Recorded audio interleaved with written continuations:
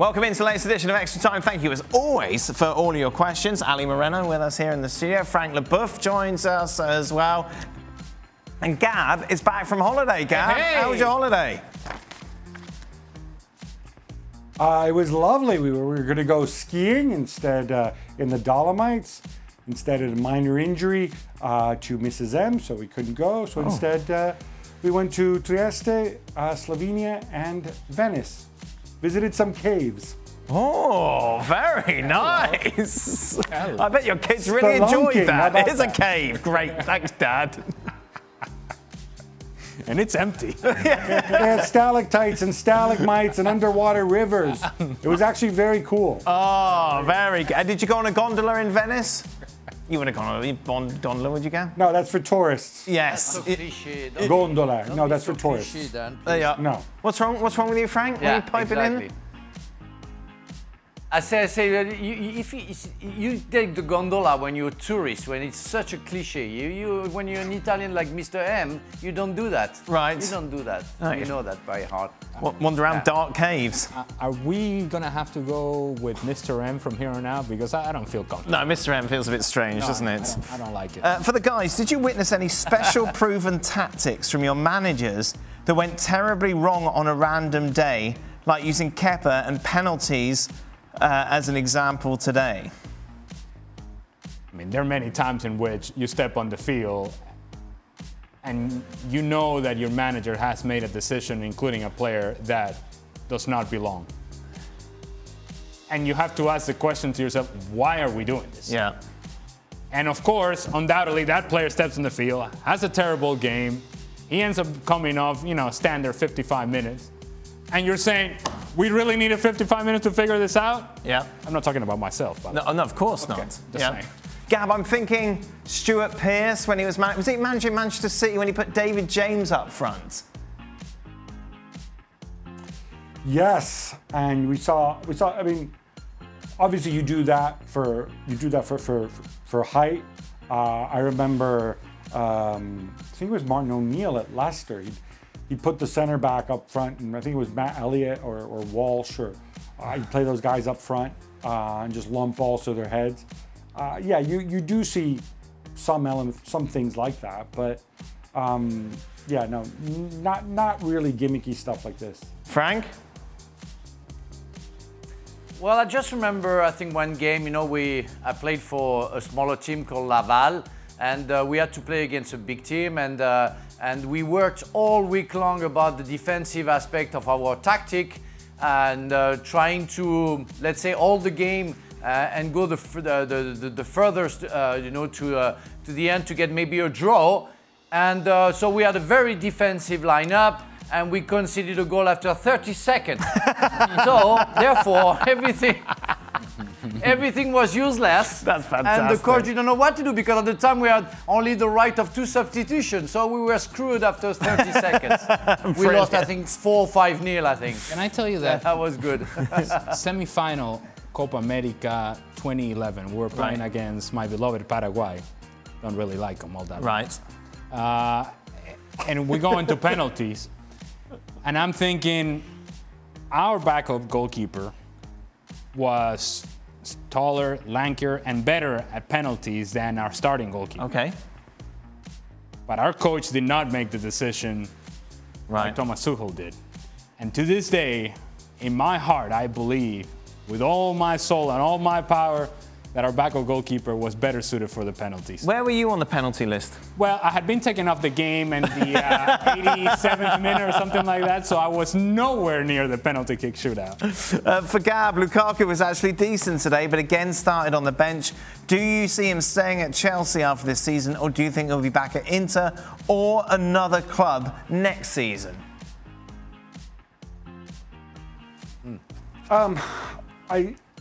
I think Chelsea made such a big commitment to him financially. I mean, I think it's hard to see Inter picking up the tab. I mean, not only it's not just a question of the fee, it's a question of his wages as well.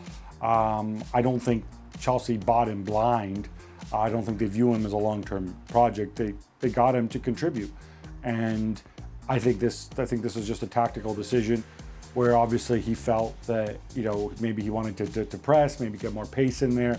play a little bit differently, and that's why he didn't start. But as far as I know, Chelsea as a club, now this may not be Tuchel, but Chelsea as a club are still committed to Romelu Lukaku.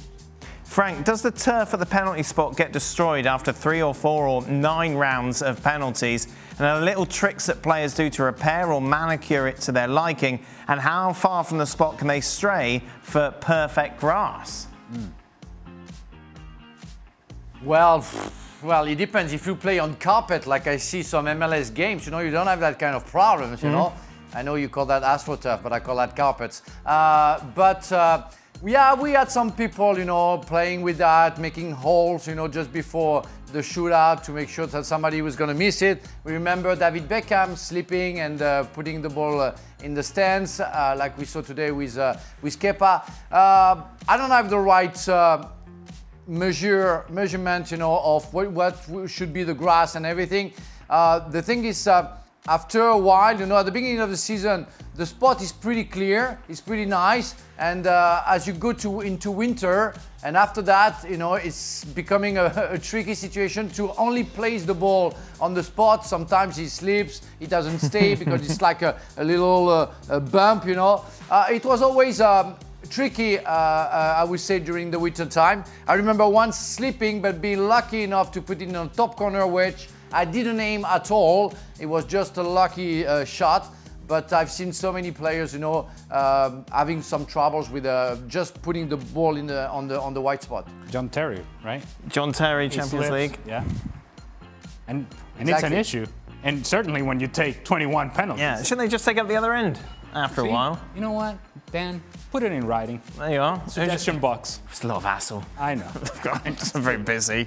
Gab, should the offside rule be changed? For example, as long as the player's feet are onside, it's a good goal.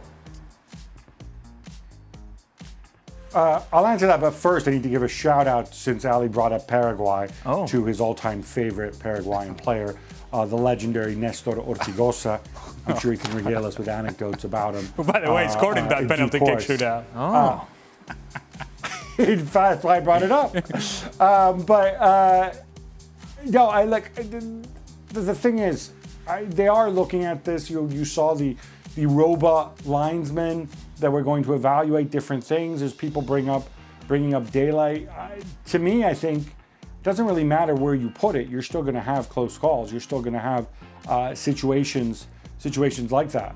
IFAB keep looking at it. They keep testing things, but they haven't come up with a solution that I think makes sense and that's going to please everybody, or one where they feel confident enough and say, yeah, let's go ahead and do this. I think the robot referees, if the technology turns out the robot linesmen actually, and they're not really robots, it's just a system of cameras that they like to call them robots. I know you were hoping for sort of little tin men going like this, but no.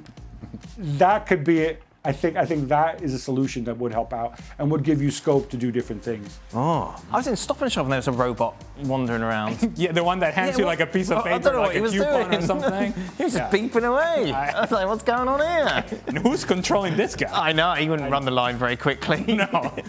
Putting the flag up.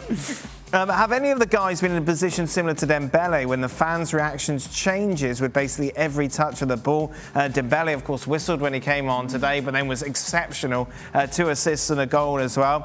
Frank, you've told us before about Chelsea fans booing you. Is that when they thought that you got rid of Vialli? Did that change as your performance improved?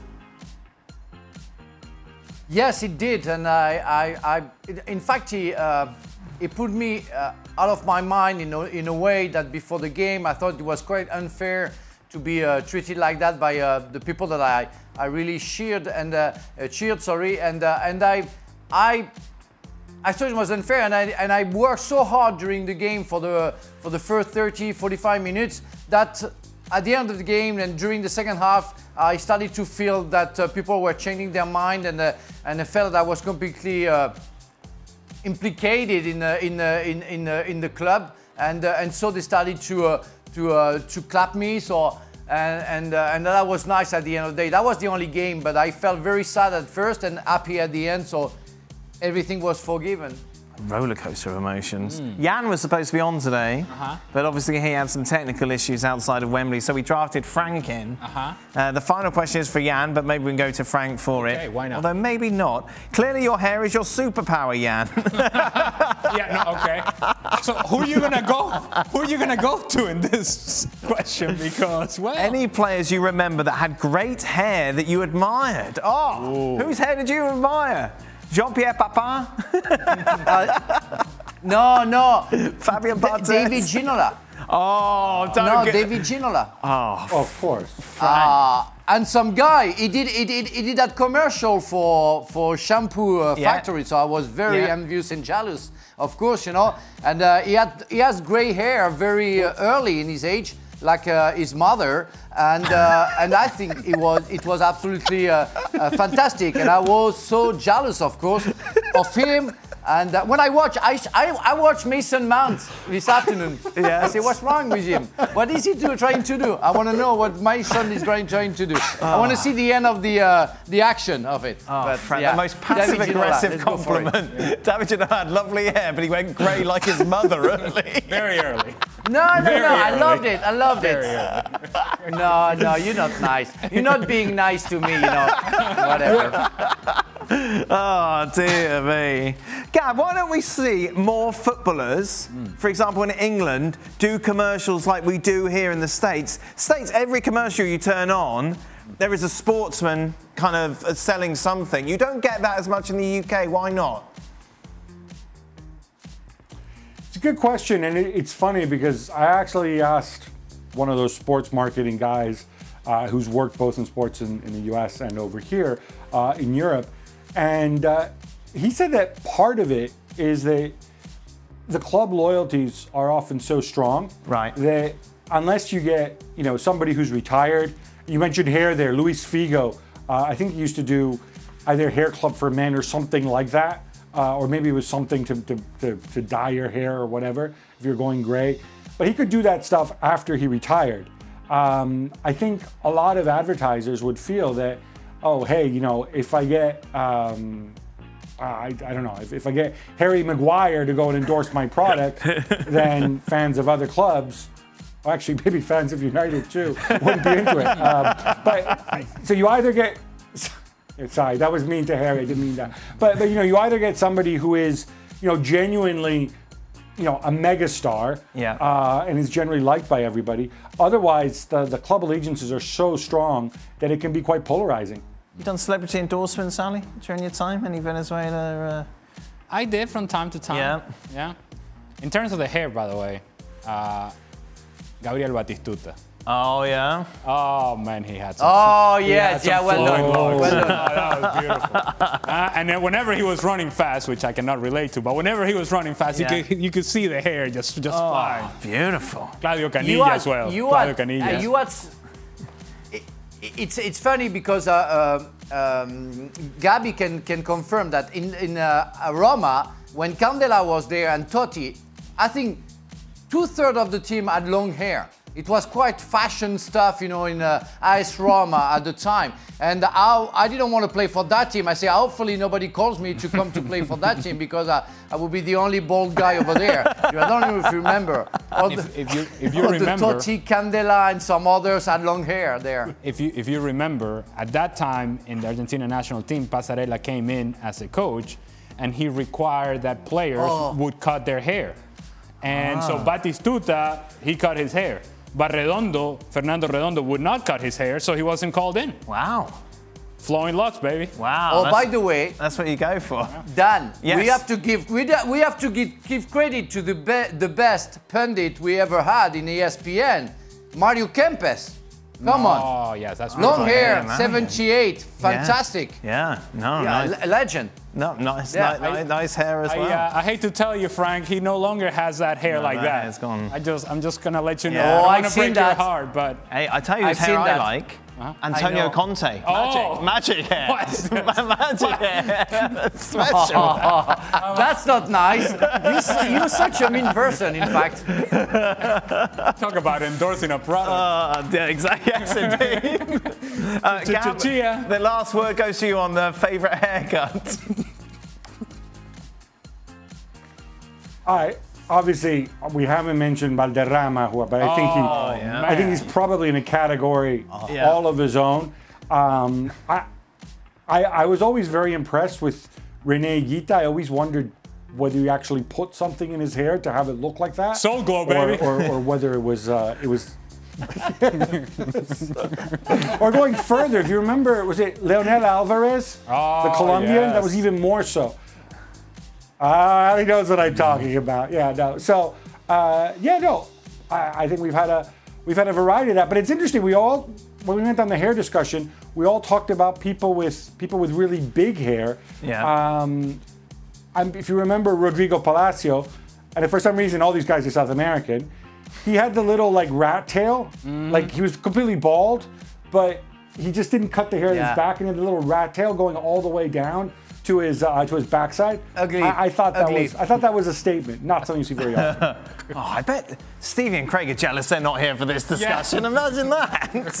What? Other people's hair? What are you talking about? Brilliant stuff, guys. As always, thank you very much. We'll be back tomorrow for more, I'm sure, for more reflection of what we saw this weekend, not only in La Liga, but that big cup final at Wembley.